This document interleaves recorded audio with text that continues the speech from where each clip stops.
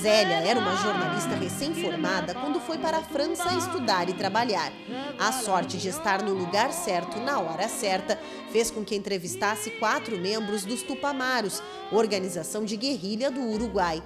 A matéria foi capa do Co-Jornal, diário da imprensa alternativa para o qual Zélia trabalhava. Foi o suficiente para que ela fosse perseguida quando decidiu retornar ao Brasil. O chefe do Trindade, do Co-Jornal, me chamou para dizer que tinha um documento militar do SNI, onde acusava o Co-Jornal, e eu especificamente, de ser um agente tupamaro, que eu teria sido intermediária de uma negociação para os tupamaros financiar, pagar o Co-Jornal para melhorar a imagem dele, para eles entrarem, para eles voltarem ao país. Nada é verdade disso. Meu chefe me disse, vai embora logo, porque eles estavam prendendo. Ainda em 79, você imagina, em novembro saiu a anistia. Ela só voltou definitivamente em 1990. Em 2006, passou a receber uma aposentadoria mensal correspondente ao salário de uma editora de jornal de porte médio, como indenização pelo tempo em que ficou longe do país. Um tempo que o dinheiro não paga.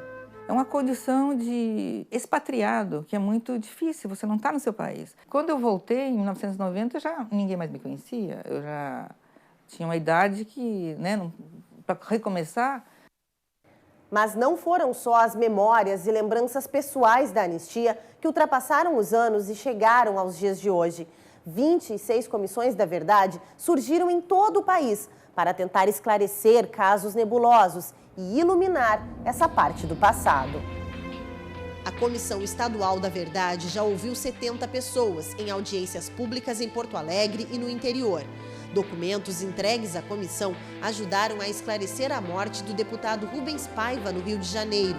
No Rio Grande do Sul, um dos focos é a investigação das violações que ocorreram no início do golpe, até 1966. O que abrange a repressão aos grupos de 11, o caso das mãos amarradas, a repressão a centenas, a milhares de gaúchos que foram submetidos a comissões de inquéritos, a repressão aos militares legalistas, as pessoas das 3 Forças Armadas e da Brigada Militar que foram reprimidos, perseguidos, caçados, expulsos, presos, torturados, porque tinham participado da legalidade, por exemplo, em 61.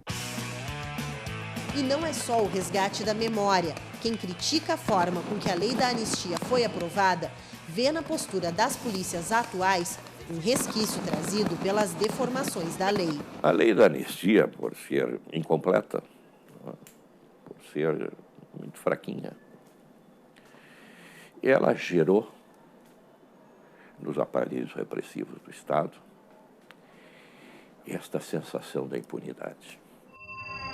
O coordenador da Comissão Estadual da Verdade do Rio Grande do Sul afirma que a maricota, um telefone de campanha adaptado para a tortura nos anos de chumbo, foi usada num dos casos que abalou o país em julho do ano passado, a morte do pedreiro Amarildo numa unidade de polícia pacificadora.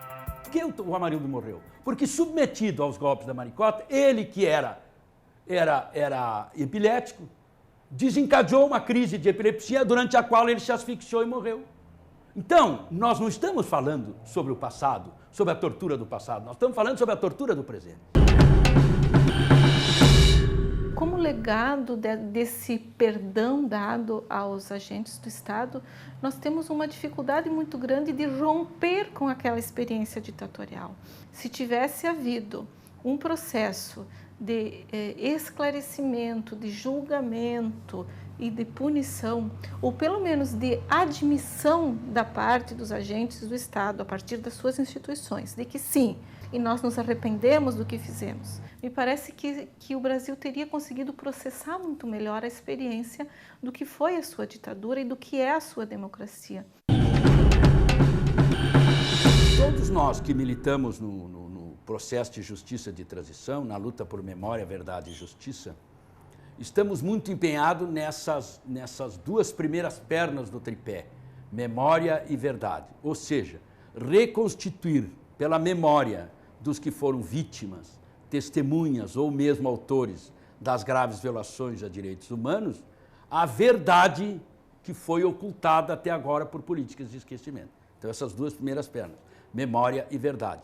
Com isso, quer-se criar as condições para que a consciência jurídica e moral do povo brasileiro seja tocada para que se possa finalmente completar a terceiro tripé, que é a justiça.